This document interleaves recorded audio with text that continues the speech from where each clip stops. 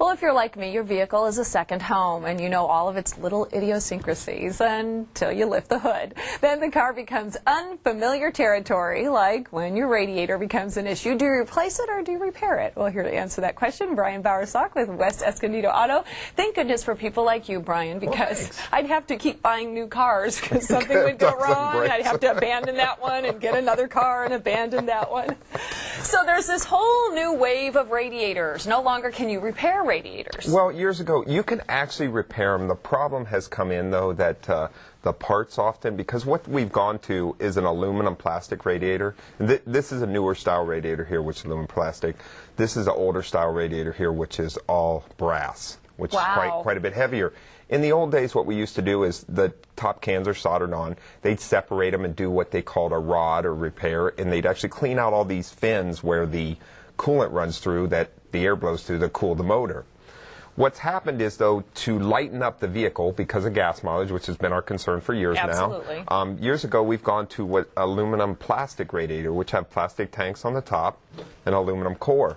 The problem with these is often the tank itself will crack, or their header becomes no good. So the cost of actually repairing this radiator isn't worth it. Is more than it is just to buy a new radiator and install it. And just put it in. It's probably quicker, too. Correct. A lot quicker. You can get to, you save a lot of time as far as, because let's face it, today, we're all about time. Right. We want our vehicle fixed correctly with a quality repair. It's going to last for quite a while and back on the road quickly. With minimal labor. With minimal labor, correct. Correct. And that's what's raised the price over time on repairing these also, is not only the parts but the labor to do so versus just removing and replacing the radiator itself. And just slipping it right in. Correct. So how do you know? I guess you just have to know what kind of radiator you have, and that's where your mechanic comes in. Well, that's very true. And obviously, you're going to a quality repair facility, they know what kind of radiator you have. You're not going to find many radiators like this anymore. I had to actually, took me a few days to get somebody to come up one that actually had one in stock. Yeah. Give me a year, like a year. This is off an 81 Toyota pickup truck. So we're talking, over 20 years. Yeah, 25, 26 years ago. There are some bigger vehicles that still do, but even bigger diesel trucks have now gone to the plastic aluminum radiators. So almost everything switched there because of weight, and they cool just as well. And then obviously when they break, though, they need to be replaced.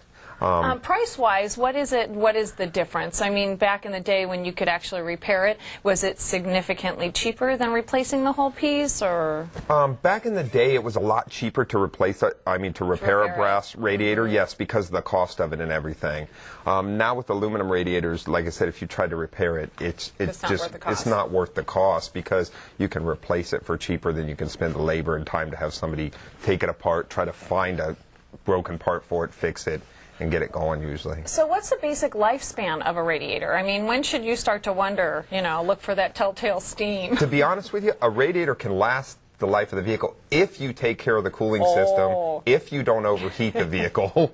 If you add the fluids if you have your cooling system serviced at least once yearly, do the important things, have the thermostat replaced, to keep the vehicle from overheating. Because what happens with the plastic aluminum radiator when a vehicle overheats is often the header will crack on it, the plastic tank, it'll start to leak, and obviously then the radiator's damaged and needs to be replaced.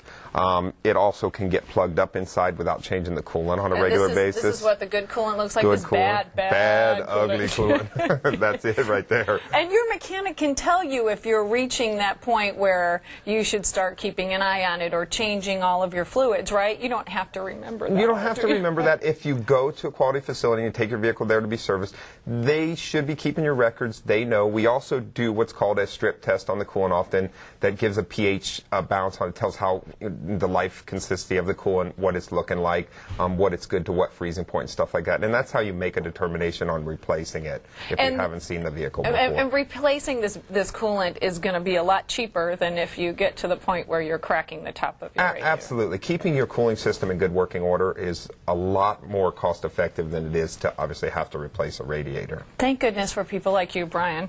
Okay, well, thank you for solving the mystery of our radiators. Hopefully it won't be me on the side of the road. Hopefully not. With smoking steam coming up saying, I should have changed that bad fluid. Bad fluid. Okay, thanks, Brian. Okay, and of course, if you have any questions for Brian, you can drop him an email. The link is on his website and on ours, san diego6.com. Click on the Hot Topics. He'd love to answer your questions. We may even do a whole segment on it.